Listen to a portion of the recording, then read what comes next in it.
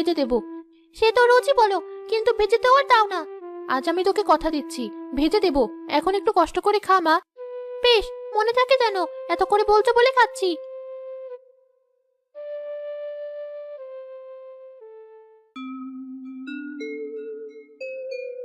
এই ধরো তোমার টাকা।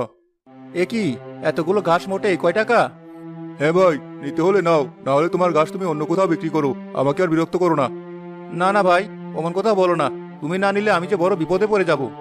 তাহলে যা দিয়েছি তাই নিয়ে বিদায় হও। কি হলো, এখনো দাঁড়িয়ে আছো যে? না মানে ভাই, আমাকে যদি কিছু টাকা।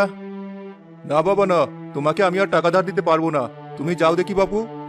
আকবর টাকা গুনতে গুনতে মন খারাপ করে চলে যায়। মা, বাবা তো এখনো বাজার নিয়ে এলো না। তিন্নি, এক কথার কতবার বলবি বলতো? বাবার সময় হলে ঠিক আসবে। যাই, গরুটাকে একটু ঘাস দিয়ে আসি। হ্যাঁ হ্যাঁ, তাই যাও। মেয়েকে না খাইয়ে ওই গরুকেই খাওয়াও। ওর পেটেই তো সব খিদে, আমার তো আর খিদে নেই। সারাক্ষণ শুধু খাই খাই, তাই না? যা, ঘরে যা।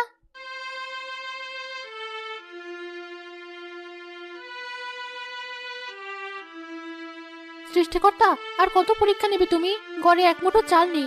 আমরা না হয় খিদে সহ্য করতে পারি, কিন্তু মেয়েটা।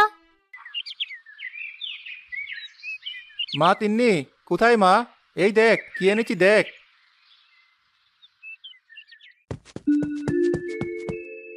কই দেখি কি এনেছো? এই যে তিন্নির মা, এই ধরো চাল। যাও, এখনই ভাত রাঁধো। আর এই হলো ডিম। এ কি বাবা, এতটুকু চাল আর মাত্র দুটো ডিম? হ্যাঁ মা, যাও তো তিন্নির মা, ভাত রাঁধো। আর এই ডিমটা তিন্নিকে ভেজে দেবে। আর আরেকটা ডিম কালকের জন্য। আর তোমরা খাবে না? না মা, ডিম খেতে আমার ভালো লাগে না, পেট ব্যথা করে। মা, কাঁদছো কেন? কই না তো, চোখে যেন কি পড়েছে। যাই ভাত রান্না করি। হ্যাঁ হ্যাঁ, তাই যাও, খুব খিদে লেগেছে। হ্যাঁ বাবা, আমারও খুব খিদে লেগেছে। এই তো মা, এক্ষুনি যাচ্ছি।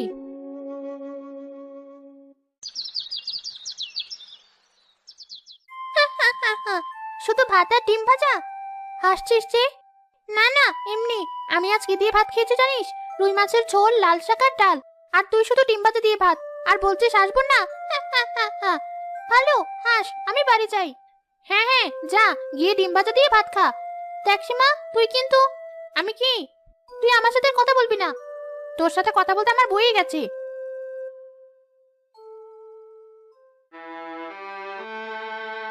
এ কি মা, কাঁদছিস কেন? কি হয়েছে? কেউ কিছু বলেছে? কিচ্ছু হয়নি, কেউ কিচ্ছু বলেনি। তাহলে কাঁদছিস কেন মা? বল আমাকে। বলে আর কি হবে? তুমি তো আর রুই মাছ কিনতে পারবে না, আমরা তো গরিব। সে মাছ আমাকে কত কথা শোনালো। ও এই কথা। তুই রুই মাছ খাবি?